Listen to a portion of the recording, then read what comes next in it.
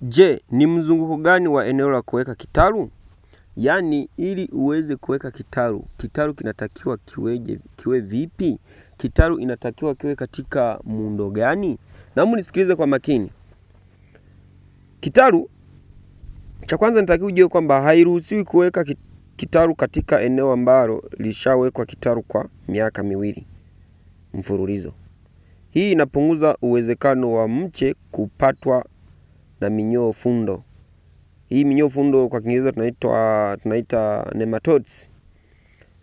Ambayo hii mimea, yani hii minyoo fundo inaweza ikapunguza mavuno ya tumbaku shambani. Kwa hiyo inatakiwa ujue sehemu ya kuweka kitalu panakuwa na mzunguko gani. Cha pili, kitalu kisiwekwe katika eneo ambalo litapandwa mmea kama vile nyanya chungu, bilinganya, pilipili, viazi mviringo. Kwani kisayansi mimea hii ipo katika familia moja ya tumbaku ambayo ni nikotina. Kwa hiyo inatakiwa usilime sehemu ambapo utakuja uchanganye mimea kama hiyo, si nyanya, bilinganya, si nyanya chungu. Usichanganye kwa sababu hii mimea ipo katika familia moja ya nikotina. Kwa hiyo itasababisha mmea wa tumbaku uweze kudumaa, kwa sababu kuna mmea ambayo unakuta ina ukinzani mkubwa na mmea mwingine. Kama vile unaweza kupanda mmea miwili tofauti, lakini mmea utakuwa mmoja, mwingine hautakuwa, kwa sababu ina ukinzani. Lakini pia ili kupunguza uwezekano wa miche kushambuliwa na wadudu na magonjwa mbalimbali, ni muhimu kusafisha eneo la kitalu na kuondoa magugu yote mapema kabla ya kusia mbegu za tumbaku. Kwa hiyo unaweza kaangalia kwamba ni mzunguko wa eneo la tumbaku la kitalu inatakiwa iwe namna gani. Mzunguko wa eneo la kuweka kitalu cha tumbaku inatakiwa uwe na mazingira gani? Inatakiwa uwe na mazingira hayo kama yafuatayo. Na maandalizi ya eneo la kitalu yapo kama yafuatavyo. Sikiliza kwa makini. Mara baada ya kupata eneo la kuweka kitalu, ni muhimu kufanya yafuatayo. Umeshapata eneo la kuweka kitalu ambako kuna udongo mzuri, kuna sehemu nzuri, kuna vyanzo vya maji, fanya yafuatayo. Eneo la kuweka kitalu, eneo lisafishwe na kuondolewa mabaki yote ya mimea. Ondoa mabaki yote, safisha, ondoa mabaki yote, mizizi yote, lima, safisha, ondoa yote. Majani, magugu na mabaki ya mimea yaondolewe angalau wiki 6 kabla ya kusia mbegu. Taalamu hii. Sasa mwingine anaondoa anasia kesho. Mwingine anaondoa sasa hivi anasia sasa hivi. Wiki 6 kabla, ambao ni sawa na mwezi 1.5. Sio, unanielewa? Kwa hakikisha vitalu vipangwe katika utaratibu ambao utawezesha maji yaliyozidi yaweze kupita, yatoke. Kwa sababu unaweza kuweka maji mengi, lakini yakizidi, hakikisha kitalu kipo katika 10% ya mwinuko, ambapo sasa maji yaliyozidi yataweza kutoka, lakini huruhusiwi maji kuweza kutwama kwenye eneo la kitalu. No, sio mpunga huu kwamba tunategeshea maji yatwame.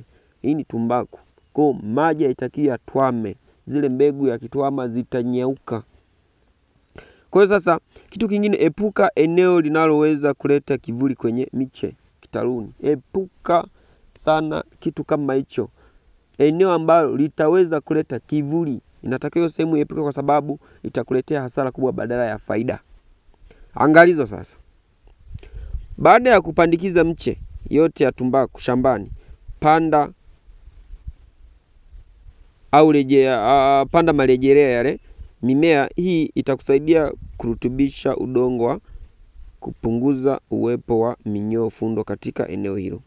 Kama utapanda musna ambao ni marejea, basi kabla ya msimu wa mvua kuisha, mimea hii inatakiwa iwekwe katika hali ya kufukiwa kwenye udongo kwa sababu kama haitafukiwa kwenye udongo mapema, itasababisha kuwepo kwa ugonjwa wa dumping off kwenye miche ya tumbaku.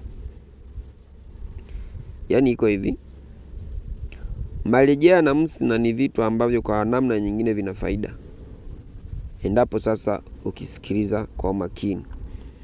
Baada ya kupandikiza miche ya tumbaku shambani, panda marejea au musna. Mimea hii inasaidia kurutubisha udongo na kupunguza uwepo wa minyoo fundo katika eneo hilo. Kwa sababu minyoo fundo ndo minyoo ambayo inasababisha tumbaku kuweza kudumaa na kuwa na majani ambayo hayaeleweki.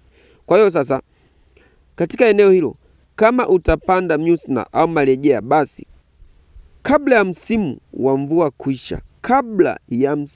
mvua kuisha, mimea hii ilimwe na kufukiwa kwenye udongo, kwa sababu kama haitafukiwa kwenye udongo mapema, itasababisha kuwepo kwa ugonjwa unaoitwa dumping off kwenye miche ya tumbaku. Kwa hiyo marejea au msna ni kitu ambacho unatakiwa uwe nacho makini, kwa sababu katika maandalizi ya kitalu ni maandalizi ambayo yanahitaji uwe sensitive, ni maandalizi ambayo yanahitaji uwe makini sana. Kwa hiyo unaweza ukaangalia video tena hii kwa share, lakini pia unaweza ukasubscribe. Lakini pia hii video inahusika na mzunguko na maandalizi ya eneo la kitalu au sehemu ya kuweka kitalu. Maandalizi na mzunguko wa eneo la kuweka kitalu. Asanteni.